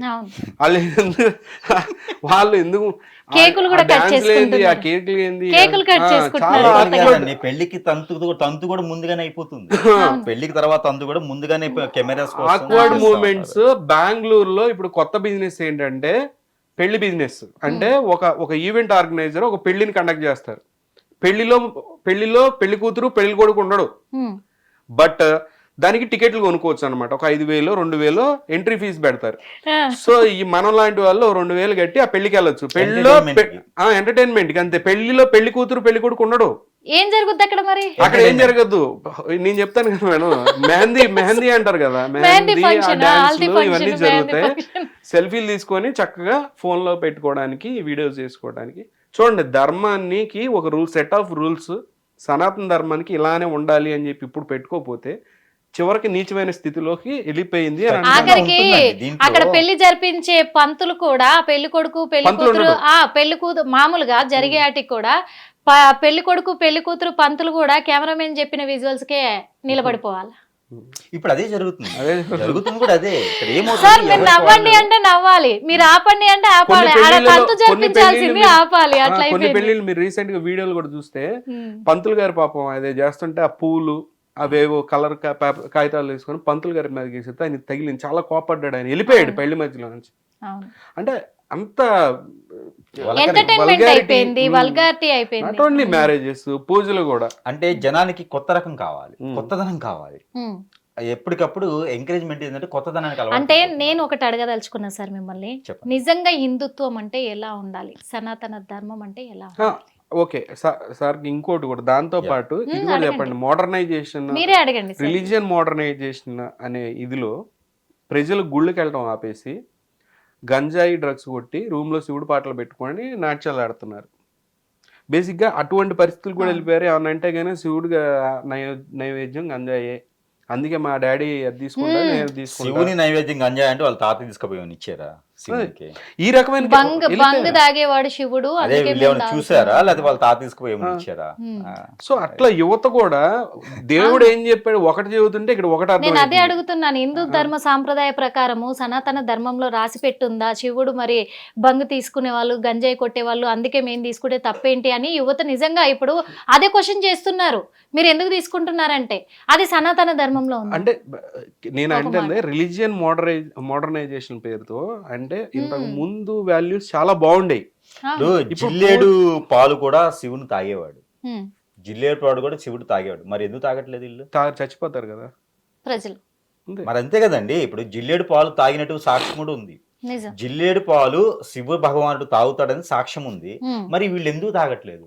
మరి వీళ్ళందరికీ కూడా గంజాయి తాగుతారు అన్నప్పుడు జిల్లేడు పాలు కూడా తాగుతాడు. ఇదే లెక్కన మరి ఆయన విషం కూడా తాగి కంఠంలో జిల్లేడు పాలే ఒక దాచుకున్నాడు. విషయం. మరి జిల్లేడు పాలే ప్రజలు ఒక కూడా విషయం. విషం తాగి కంఠంలో దాచుకోండి. చిలికినప్పుడు వచ్చింది జిల్లేడు పాలే. విషం అంటే అదే, జిల్లేడు పాలు వస్తాయి. అందుకని చెప్పేసి మారేడు దారేడు దిల్లేడు అని చెప్పేసి ఆ వినాయకుడికి అర్చనలు అభిషేకంలో చేస్తారు. వినాయక పూజలో కూడా వాడతారు అన్నమాట, పత్రిలో వాడతారు. ఆ జిల్లేడు కూడా విషంతో సమానం. మరి ఎందుకు తీసుకోవట్లేదు వీళ్ళు? అంటే గంజాయి అయితే మొత్తం వస్తుంది, జిల్లేడు అయితే పోతారనే అందుకని చెప్పట్లేదు, అంతే కదా. అలాంటి వాళ్ళకి జిల్లేడు పాలు కూడా ఇవ్వాలి. సో ఈ కాంటెక్స్ట్ లో మోడర్నైజేషన్ పేరుతో దేవుణ్ణి ఇంకా అడ్వాన్స్డ్ గా తీసుకెళ్లారు. సరే పాటలుగా కానివ్వండి, ఇప్పుడు బాగా ఇంకా మంచిగా ఇనసొంపుగా ఇప్పుడు ఏదైనా మ్యూజిక్ అనేది మన చెవిలోకి వెళ్ళాలి, చక్కగా భక్తిలో ఉండాలి. ఓకే, మ్యూజిక్ మోడర్నైజేషన్ అయితే ప్రాబ్లం లేదు. దేవుణ్ణి మోడర్నైజ్ చేసి అన్నిటిని మమ అనిపించేస్తున్నారు, ఏది కూడా ఫాలో అవ్వట్లేదు. మీరు అన్నట్టుగా ఇందాక ఈ కాంటెక్స్ట్లో కాకుండా ఏ కాంటెక్స్ట్ అంతా ఒకటే, సనాతన ధర్మం ఎవరు ఏదైనా చేసుకోవచ్చు, మనసులో దేవుడు ఉంటే చాలు అనే సిస్టమ్ని పూర్తిగా ఎక్స్ప్లాయిటేషన్ చేశారు. ఇప్పటికైనా మన స్వామీజీలు కానివ్వండి, టాప్ ఇప్పుడు అంటే దీనిలో కూడా మళ్ళీ రోహింగ్యా స్వామీజీలు ఉన్నారు. రోహింగ్యా నుంచి వచ్చిన చాలా మంది ముస్లిమ్స్ కాషాయ వస్త్రాలు ధరించి చెట్టు కింద కూర్చున్నారంటే సాయంత్రానికి కొంతమంది నిలబడి కొబ్బరికాయలు కొడుతున్నారు వాళ్ళకి పోయి. ఆ స్వామీజీ ఎక్కడి నుంచి వచ్చాడో ఏంటో కూడా తెలియదు. వాళ్ళు కూడా బంగు కొట్టుకుంటా కూర్చొని మేము శివుడికి సంబంధించిన వాళ్ళం అని చెప్పి డబ్బులు కలెక్షన్ చేయడం, లేదంటే నాగసాధువు రూపంలో డూప్లికేట్ నాగసాధువులు కానివ్వండి ఇక్కడికి వచ్చేసి ఈ రకమైన చాలా దరిద్రాలు తయారైపోయాయి. సో ఇప్పటికైనా ఈ దీనిలో హైయర్ అథారిటీ ఎవరు ఉంటారు? ధర్మానికి ఎవరన్నా హైయర్ అథారిటీ హైరార్కీ ఏమన్నా ఉందా? ఉంటే గనక బాబు ఈ సెట్ ఆఫ్ రూల్స్ ఇక నుంచి దేవుణ్ణి ఈ రకంగా వాడినా, ఈ రకంగా మాట్లాడినా, ఈ రకంగా ఈ పలానా గుడి జోలికి వెళ్ళినా, గుళ్ళకు సంబంధించిన ఫండ్స్ అన్ని మతాలకు సంబంధించిన గుళ్ళు కట్టడానికి ఉపయోగించిన, లేదంటే తీసుకుంటే ఆ డబ్బులు తీసుకుంటే ఇప్పుడు హిందూ గుళ్ళ నుంచి డబ్బులు తీసుకుంటే స్కూళ్ళు కట్టించండి, హాస్పిటల్ కట్టించండి, అలా చేయండి. ఆ డబ్బుని తీసుకెళ్లి అన్ని మతాలకు సంబంధించిన టెంపుల్స్ని కట్టడం, ఏది హిందూ దేవాలయాల నుంచి వచ్చే సంపదని, ఇవన్నీ కూడా గవర్నమెంట్ చూస్తుండగా జరుగుతుంది. ఇలాంటివన్నీ చాలా ఇష్యూస్ ఉన్నాయి. వీటిలన్నిటికీ ఏదైనా బాడీ ఉందా? ఆ బాడీ ఏసీ రూముల్లోనూ కర్ర ఓ పిలక కట్టుకుని తిరగడమే తప్పితే ఇట్లాంటి వాటికి రిఫార్మ్స్ ఏం చేయట్లేదు. ఇలాంటి రిఫార్మ్స్ చేయడానికి ఎవరన్నా ఉన్నారా, లేదంటే దీనికి ఇంకో మూమెంట్ ఏమన్నా రావాలా అనేది అడుగుతుంది. ప్రజల్లో చైతన్యం రావాలండి. ముఖ్యంగా ప్రజల్లోనే చైతన్యం రావాలి. మనము ఆలయంలోకి వెళ్తే ఒక సంతృప్తి ఏదైతే ఉందో ఒక గురువు దగ్గరికి వెళ్తే రాదు. గురువు అంటే గురువు దగ్గరికి వెళ్తే వస్తుంది, కానీ అఘోరాలు అని చెప్పేసని, ఇలాంటి స్వామీజీని అని చెప్పేసని, పీఠాధిపతులు అని చెప్పేసని, మీరు అన్నట్టుగా కాషాయం వస్త్రం ధరించిన ప్రతి ఒక్కరు స్వామీజీ ఎవరు, వారికి ఏం తెలియదు. ఇందులో ఎవరు వాస్తవంగా ఉన్నారు, ఎవరు అవాస్తవంగా ఉన్నారు అనేది కూడా ప్రజలు కూడా గుర్తించుకోవాలి. ఆలయానికి వెళ్ళి దండం పెట్టుకుంటే చాలు, అంతేగాని ఏలో ఎవరి దగ్గరికి వెళ్తే కోట్ల రూపాయలు కురిపియరండి. ఎవరు మోసాలు చేసి డబ్బులు గుంజుతారు, వీరు ఇబ్బంది పడతారు. చాలా మంది ప్రజలండి ఈ గురువులని, ఈ సనాతన ధర్మంలో ఉన్నామని వారు చెప్పుకొని బోర్డులు పెట్టుకొని మీడియా ద్వారా వచ్చేసిన వారు అందరి దగ్గరికి వెళ్ళేసి చాలా వరకు పోగొట్టుకున్న వాళ్ళు చాలా మంది ఉన్నారు. మానాలు పోగొట్టుకున్న వాళ్ళు ఉన్నారు, డబ్బు పోగొట్టుకున్న వాళ్ళు ఉన్నారు, చాలా మంది చాలా రకాలుగా వెళ్ళిపోయిన ఉన్నారు. వీళ్ళందరికీ కూడా ఏంటంటే చైతన్యం రావాలి. ఎవరు ఏం చేయరండి, మన తలరాత ఎలా ఉంటే అలా నడుస్తూ ఉంటది. ఒక గురువు ఉన్నాడంటే బోధిస్తారు అంతే, ఏది ఆశించరు. ఆ సనాతన ధర్మాన్ని పాటించుకుంటూ వెళ్తారు. సనాతన ధర్మంలో మతాలు ఉండవు, పాటించుకుంటూ వెళ్తారు. ఆయన మీరు ఏ గుడికి వెళ్తే వెళ్తారో అక్కడికి వెళ్ళండి అని చెప్తారు, కానీ మీరు దీనికే రండి అని చెప్పరు. ఈ రోజు నాకు చూసుకున్నట్టయితే మీరు అంటున్నారు మనకి ఒక హిందుత్వం అంటున్నారు, చాలా మతాల్లో కూడా వారి వారి సంఘాలు ఉన్నాయి. ఒక సంఘానికి వెళ్తే ఆయనే దేవుడు, ప్రభువే దేవుడు కాదు, అక్కడ ఫాస్టరే దేవుడు, ఉమ్, అక్కడ మతస్థులే దేవుడు, పూజారే దేవుడు. ఉమ్. దేవుడిని చూపించరు. దేవుడిని చూపించాలంటే ఎన్నో వేలు కట్టాలి. ఆ పూజారిని కలవాలంటే కూడా కొన్ని వందల మీరు రూపాయలు ఇప్పుడు అన్నారు కదా, మీరు డబ్బుకి విలువ ఇస్తున్నారు. పాస్టర్ గురించి యేసు గురించి ఎత్తారు కాబట్టి నేను ఒకటి అడుగుదాం అనుకుంటున్నా సార్. అది మీరు కావచ్చు ఎవరికైనా మీకు సమాధానం తెలిస్తే చెప్పాలి.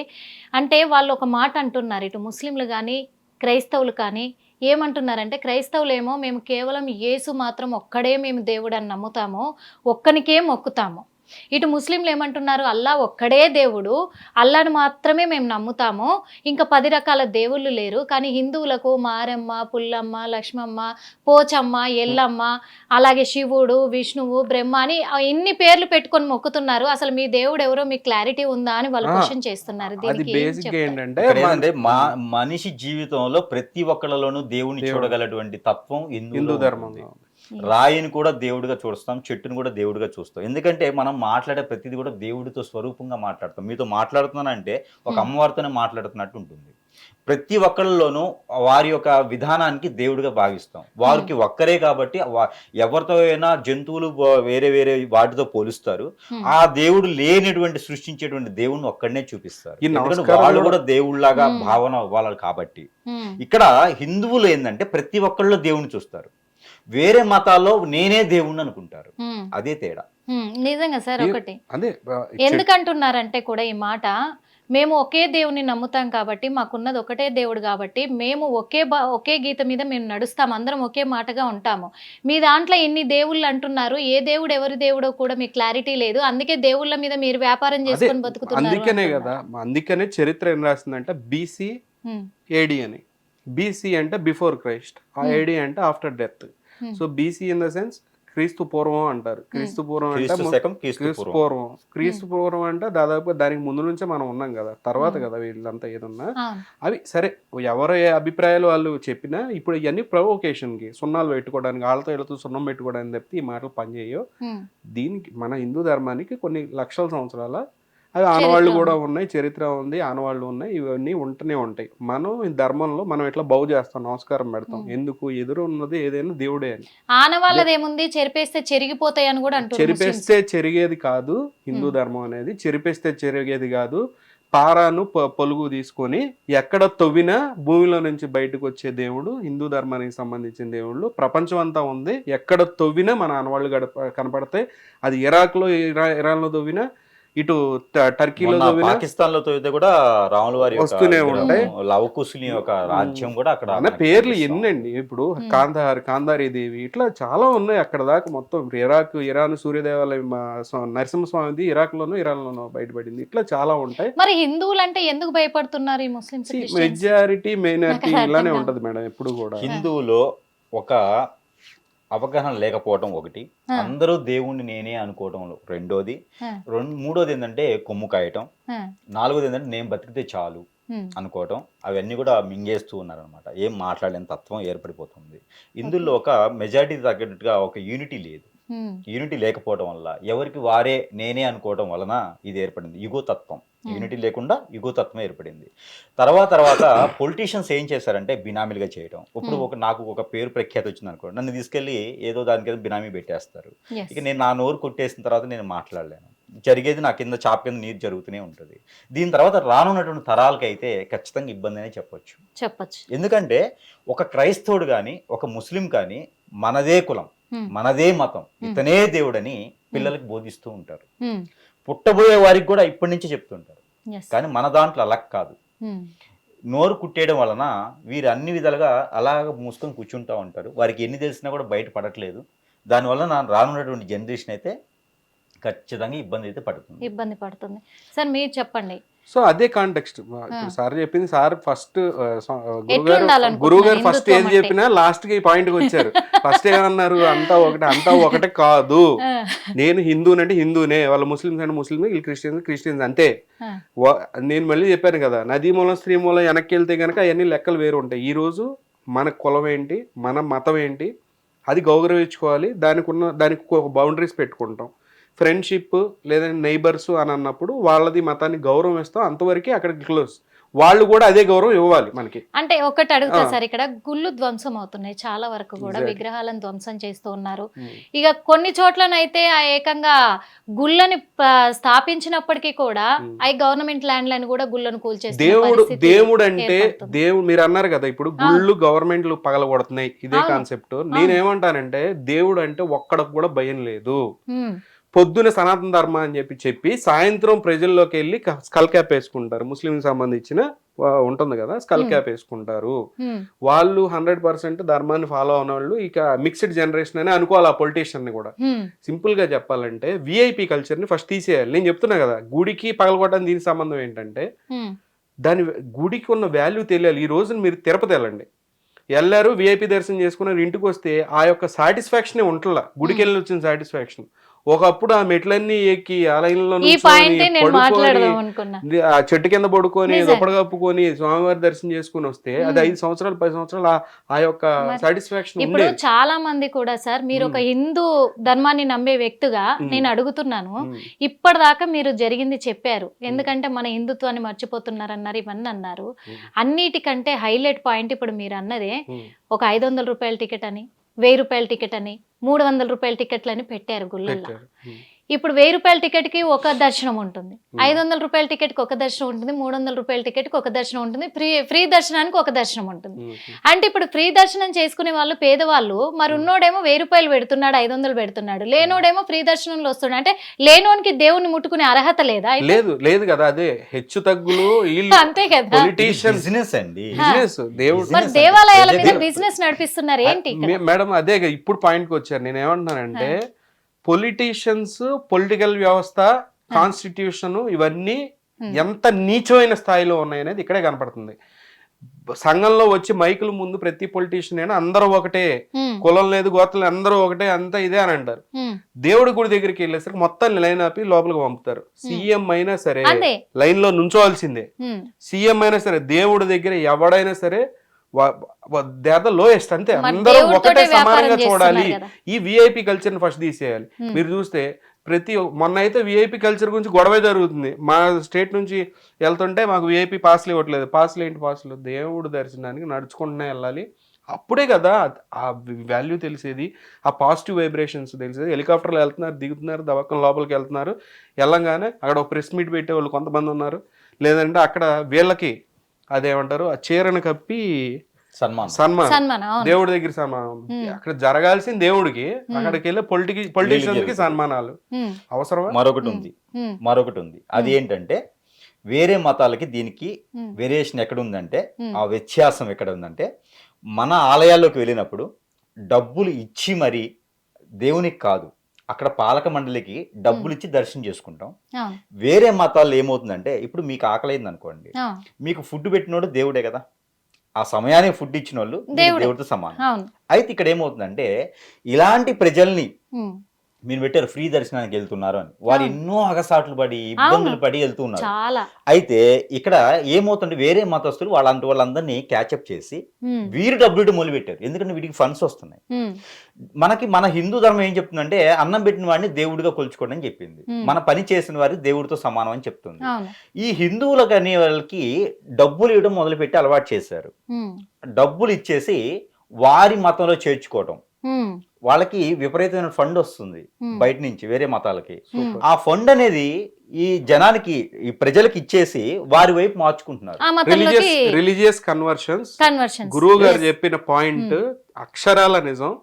రిలీజియస్ కన్వర్షన్స్ ఎక్కడి నుంచి అవుతున్నాయి అంటే, ఇలాంటి సంఘటనల వల్ల అట్ ద సేమ్ టైం కులం, పలానా కులం వాళ్ళు దేవుడికి ఎంట్రీ లేదు అని ఒక రకమైన ఈ యొక్క స్టోరీని క్రియేట్ చేసి ఈ 600-700 సంవత్సరాల నుంచి కూడా ఈ ముస్లిం ఇన్వేషన్ కానివ్వండి, మొఘల్స్ ఇన్వేషన్ ఇవ్వటం మూలాన ఏమవుతుందంటే, నా కులపోడు లోపలికి వెళ్ళడం లేదంటే నేను నీచున్నా అనే ఫీలింగ్ లో ఆ డౌన్ చేసినప్పుడు ఏమవుతుంది, వీళ్ళు ఈజీగా ఇట్లానే డివైడ్ అండ్ రూల్ మన దేశాన్ని 200 సంవత్సరాలు బ్రిటిష్ వాళ్ళు పాలించారు అని అంటే ఈ రకంగానే క్యాస్ట్ క్రీడ్ తో ఇట్లా బ్రేక్ చేసి మత ఒకరికి క్రీడ. క్యాస్ట్ క్రీడ్ ఇది, మత క్రీడితో నాకు చేశారు. ఒకటి clarity చేసి ఇవ్వలేదు. ఒక నిమిషం మేడం. సో ఈ యొక్క పీపుల్ ఏంటంటే మా గుడికి ఎంట్రీ లేదు అన్నప్పుడు వేరే రిలీజియన్ కి ఈజీగా అడాప్ట్ అయిపోతారు. బాబు నిన్ను దేవుళ్ళ చూస్తావు అని వాళ్ళు అంటున్నారు. నువ్వే దేవుడు రా Hmm. అని చెప్పి వీళ్ళే ఆహారం పెట్టి డబ్బులు అది. ఇస్తున్నప్పుడు Religious వారికి ఏంటి conversions. దేవుడితో సమానం. అవును. అందుకని వారు సగం మందిని వెళ్ళడానికి కారణాలు ఇవే. హిందూ ధర్మంలో అదే. వీళ్ళు డబ్బులు లాగేసేదానికి తత్వము, ఆ ఆలయాన్ని చూపించేసి ఆదాయాలు పుంజుకొని పోని ఆలయ కమిటీ ఏదన్నా ఆలయాన్ని డెవలప్ చేస్తుందా అంటే లేదు, వీరి చంచులోకి వెళ్ళిపోతున్నాయి అవి. వీరు ఎక్కడో సింగపూర్లోనో మలేషియాలోనో హోటల్స్ కట్టడానికి, వీరు సుఖంగా పొందడానికి ఆ దేవుని పేరు చెప్పుకొని వీరిచ్చే ఉండిలో ఆ డబ్బులు కాస్త ఆ పాలక మండలి మింగేస్తుంది. ఒక తిరుపతి అనే కాదండి, భారతదేశం మొత్తం కూడా ఇలానే ఉంది. Hmm. అందువలనే వేరే మతస్థులు విచ్చలవిడితనంతో రావడం జరుగుతోంది. ఫారెన్ ఫండ్ అంతా కూడా మన భారతదేశంలోకి వచ్చేసి ఆ మత కల్లోలా సృష్టిస్తుంది, ఉగ్రవాదులుగా మారుతున్నారు. ఇంకా చాలా రకాలు కూడా మారేటువంటి తత్వం ఉన్నది. రానున్న కాలంలో మొన్న ఒకటి చూశాను నేను. Hmm. నాకు ఒక 55-56 కులాలు ఐడియా ఉంది. Hmm. ఏది అవి కూడా సృష్టించినవి. Hmm. కొత్త కులం ఒకటి ఏర్పడింది. Hmm. మొన్న పెళ్లిళ్ళ మ్యాచెస్ లో కన్వర్ట్ క్రిస్టియన్ ఉంది. కన్వర్ట్ క్రిస్టియన్ ఇదో కులమా అనుకుంటే convert Christian convert Christian. Hindu convert Christian ఉంది. అంటే మీరు ఏం కులం అమ్మా అంటే మేము రెడ్డిస్ అన్నాం. ఇంకోటి చూస్తే మేము చౌదరీస్ అండి. మరి మీ కులం చచ్చింది కదా, మీ కులం ఏడ్చింది కదా. ఒకటి అయితే మీ పెద్దవాళ్ళు ఎవరో సృష్టించిన కులం అయితే ఏడ్చింది కదా. మరి కన్వర్ట్ ఏంది అంటే వీళ్ళు మారారు, వీళ్ళు పెట్టుకున్నారు కొత్తగాను కన్వర్ట్ క్రిస్టియన్ అంటే. ఇది అంటే కులాన్ని ఏర్పరిచారా? మరి మీకు ఏ మ్యాచ్ కావాలమ్మా? కన్వర్ట్ క్రిస్టియన్ అంటే వాడు కూడా ఏర్పడాలి ఇందులో. ఇప్పుడు ఇంకోటి కూడా సార్, ఇప్పుడు కొన్ని గవర్నమెంట్స్ అంటే అవి కొంతమంది మంచి చేసినా కొన్ని చోట్ల ఏమవుతుందంటే గవర్నమెంట్ కి తెలిసి తెలియక లేదా తెలిసి చేస్తున్నారో అర్థం కాదు కానీ వాళ్ళ ఉపయోగం మైనారిటీల పేరు మీద ముస్లిం రిజర్వేషన్ అనో లేదంటే Hmm. క్రిస్టియన్ రిజర్వేషన్ అనో ప్రకటించినప్పుడు ఇప్పుడు కర్ణాటక గవర్నమెంట్ ముస్లిం రిజర్వేషన్ 4% సంథింగ్ ఇచ్చింది. Hmm. ఇమీడియట్ కన్వర్షన్ అవుతారు కదా రిజర్వేషన్ కోసం. అవుతారు ఖచ్చితంగా. మన రాష్ట్రంలో కూడా Actually- ముస్లింలకి ఇచ్చిన రిజర్వేషన్. Actually, ప్రభుత్వాలు అసలు రిజర్వేషన్ ఎందుకు ఇస్తుంది? రిజర్వేషన్ వల్ల ఉపయోగాలు ఏంటి? ఇప్పుడు ఒక డాక్టర్ ఉంటారండి, ఇద్దరు డాక్టర్లు చదువుకుంటే రిజర్వేషన్ వాళ్ళకి 50 మార్కులు వస్తే వాడికి డాక్టరేషన్ వస్తుంది, డాక్టర్ గా పాస్ అవుతాడు, వాడు ఆపరేషన్ చేస్తాడు. 100 మార్క్స్ వచ్చినోడు హిందువు డాక్టర్ అవుతాడు, ఆపరేషన్ చేస్తాడు. కానీ 40 మార్కులు వచ్చినోడికి ఏం తెలుస్తుంది? వాడు రిజర్వేషన్ వల్ల డాక్టర్ అయ్యాడు, వాడికి ఏం తెలుస్తుంది? అలాగే చెప్పడానికే కదా. దీనిలో ఏంటంటే అది మళ్ళీ ఎంటైర్లీ డిఫరెంట్ టాపిక్. రిజర్వేషన్స్ లో ఏంటంటే ఇప్పుడు ఎస్టీలు కానీ వీళ్ళు షెడ్యూల్ ట్రైబ్ వాళ్ళు కొంచెం మా గవర్నమెంట్ అంటే అంత డబ్బులు ఏదో ఉండవు ఇవ్వాలి, కాబట్టి దానిలో ఇవ్వాలి. వీటిలో కూడా అవసరం. ఎందుకంటే వాళ్ళు మైనారిటీలుగా ఉన్నప్పుడు వాళ్ళు మళ్ళీ పైకి వచ్చి మళ్ళీ ట్రైబ్ బ్రింగ్స్ వైబ్ ఇందాక చెప్పినట్టే. ఇప్పుడు ఆ ట్రైబ్ అనేది ఒక తక్కువ మంది ఉంటారు మైనారిటీ అన్నప్పుడు, వాళ్ళు సంఘంలో మనతో పాటు సమస్థాయిలో రావాలి అని అంటే వాళ్ళకంటూ సపరేట్ గా ఉండాలి అది ఫెసిలిటీ. development అవి చూపించడం వేరు, correct. అవి వేరు. నేను అంటుంది ఏంటంటే రిలీజియస్ బేస్డ్ ఇచ్చినప్పుడు క్రిస్టియన్స్ కానీ ముస్లిమ్స్ కానీ ఇచ్చినప్పుడు ఆటోమేటిక్గా హిందూ మెజారిటీ పీపుల్ దాంట్లోకి వెళ్తే అంటే ఉంటారండి, బాధల్లోనో ప్రాబ్లమ్స్ లో ఉన్న వాళ్ళు ఉంటారు, దాంట్లోకి వెళ్తే అందులోకి రిజర్వేషన్ వస్తుంది కదా, దానిలో వెళ్ళిపోతారు. సో ఇవన్నీ కూడా చివరాఖరికి వచ్చేసరికి ధర్మానికో లేదంటే కనుక స్టేట్ చెప్తున్నా కదా మన ట్రైబ్కి సంబంధించిన ఇష్యూసే వస్తున్నాయి అని చెప్తున్నాను. అంటే ఇవన్నీ కూడా ఇతర మతాలను ప్రోత్సహించడంలో భాగంగా మన హిందువులే వాళ్ళకు ఛాన్స్ ఇస్తున్నారు అంటున్నారు, అవకాశం ఇస్తున్నారు. వీరు కొమ్ము తినడానికి అలవాటు పడి. వీళ్ళు అలవాటు పడ్డారు కాబట్టే వీళ్ళే చెడగొడుతున్నారు అంటున్నారు. అంటే ఒక పర్సన్ గా, హిందూ పర్సన్ గా మీరు అంటే హిందువులు ఎలా ఉంటే మార్పు వస్తుంది అనుకుంటున్నారు? చివరిగా నేను చెప్తున్నాను హిందువులు ఎలాంటి మార్పు రావాలి? మనకు ఉన్నదే ద గుడ్ హ్యాబిట్, మనం ఎవరి జోలికి వెళ్ళం. ప్లస్ రెండోది ఏంటంటే మన జోలికి ఎవరన్నా వస్తే మనం ఊరుకోమంటారు కానీ ఊరుకుంటారు, కామ్గా ఉంటారు. అది పోయింది, ఆ దమ్ము పోయింది హిందువుల్లో. ఒకప్పుడు ఒక మాట అన్నప్పుడు ఎమ్మటే వితిన్ మినిట్స్ ఆఫ్ సెకండ్స్ నోట్లోంచి గొంతులోంచి మాట బయటకు వచ్చే లోపల తిరిగి సమాధానం వచ్చేది. ఈ రోజుల్లో ఎన్నన్నా కూడా కామ్గా. ఎందుకు? అది తల్లిదండ్రుల వల్లే. మనకున్న తల్లిదండ్రులు ఈ మధ్యతరగతి తల్లిదండ్రులు ఏం చేశారంటే నీకెందుకు రా గొడవ, నీకెందుకు రా ఈ గొడవ, నీకెందుకు రా సన్నాసి అంటూనే మీరు ఒక కుక్క కరిసే కుక్క ఉందనుకోండి, ఎగ్జాంపుల్ చెప్తాను, కుక్కతో మనుషులు పోల్చట్లా, బేసిక్ సైకాలజీ చెప్తున్నాను. అది అరిచినప్పుడల్లా ఓ దెబ్బ వేస్తా ఉంటే కనుక అరవటమే మానేసింది. నా దగ్గర ఒకటి ఉండేదండి డాగ్. అపార్ట్మెంట్లో ఉన్నప్పుడు పక్కింటి వాళ్ళు అనుకుంటారు అని చెప్పి అది అరిచుడు ఏ అంట ఆపేసింది అరవడం. వన్ ఫైన్ డే వెళ్తుంటే వాచ్మెన్ అడుగుతున్నాడు, ఏంటి సార్ మోక్కొక్క మీద అరవదేంటి. సో అదే థీరీలో మన అని మనం అసలు మర్చిపోయాం అది. సో మనం ఎవరి మీద ఫైట్ చేయాల్సిన అవసరం లేదు. మనం సెట్ ఆఫ్ రూల్స్ అనేది చాలా ఇంపార్టెంట్. ఇప్పుడు కాషాయ వస్త్రాలు ధరించేసి నేను చెప్తున్నాను కదా, వచ్చే ప్రతి ఒక్కళ్ళు కూడా, ఈవెన్ క్రిస్టియానిటీ కూడా నేను చెప్పేది ఏంటంటే, వాళ్ళకున్న కొంతమంది లీడర్స్ అందరూ కూడా ఏ గవర్నమెంట్కి అగెనిస్ట్గా మాట్లాడితే ఒక 5 కోట్లు 10 కోట్లు ఫండ్ వచ్చింది, కూర్చొని కామ్ అయిపోతున్నారు. అర్థమైందా మేడం? సేమ్ ఇప్పుడు పేటిఎం బ్యాచ్ లాగానే తయారయ్యారు. ప్రతి ధర్మానికి ఉన్నారు వాళ్ళు. ఏదన్నా ఇష్యూ జరిగితే పెద్ద పెంట చేసేస్తారు మీడియాలోకి వచ్చేసి, తర్వాత గవర్నమెంట్ నుంచి ఏదో ఫండ్ వచ్చేసి బాబు నీకు ఉంటది కదా, ఇదంతా బ్యాక్గ్రౌండ్ లో జరిగేది, దీని ప్రూఫ్లే ఉండవు, ఇదంతా ఇమాజినేషన్. తర్వాత ఎమ్మటే కామ్ అయిపోతాడు. సో ఇదే పరిస్థితులు ఉన్నాయి. సో ఇప్పుడున్న యూత్ కూడా ఏం చేయాలంటే, మనకు set of rules, guide lines, ఎవరు ఒక హిందూ ధర్మకర్తలు కానివ్వండి, హిందూకి సంబంధించిన ప్రాపర్ పీపుల్, మళ్ళీ రోహింగ్యాలు చెప్పే కదా, కర్రగో పెళ్ళి కట్టుకుని తిరిగే బ్యాచ్లు కాదు నేను చెప్పేది. పని పాటలు ఏది ధర్మానికి సంబంధించి పని చేసే వాళ్ళు కాదు. మంచి గురువులు అందరూ కలిసి ఒక సెట్ ఆఫ్ రూల్స్ పెట్టుకుని ఇలా ఉండాలి, దేవుడు బొమ్మలు ఇలా యూజ్ చేయాలి, యూజ్ చేయకూడదు, ఇక టెంపుల్స్ కి సంబంధించి ఈ రకమైన చర్యలు ఉండాలి, పాత గుళ్ళ జోలికి వెళ్ళకూడదు, ఎందుకంటే 1000 సంవత్సరాలు 100 సంవత్సరాలు ఉన్న గుళ్ళ జోలికి వెళ్ళకూడదు, దానికి వచ్చే ఫండ్స్ ఓన్లీ హాస్పిటల్స్ కానివ్వండి, స్కూల్స్ కానీ కన్స్ట్రక్షన్ మాత్రమే యూజ్ చేయాలి, అన్ని మతాలకు సంబంధించి ఉండకూడదు. ఇప్పుడున్న చాలా హిందూ గుళ్ళకి సంబంధించి ముస్లింస్ సంబంధించిన వ్యక్తులు ఉంటున్నారు.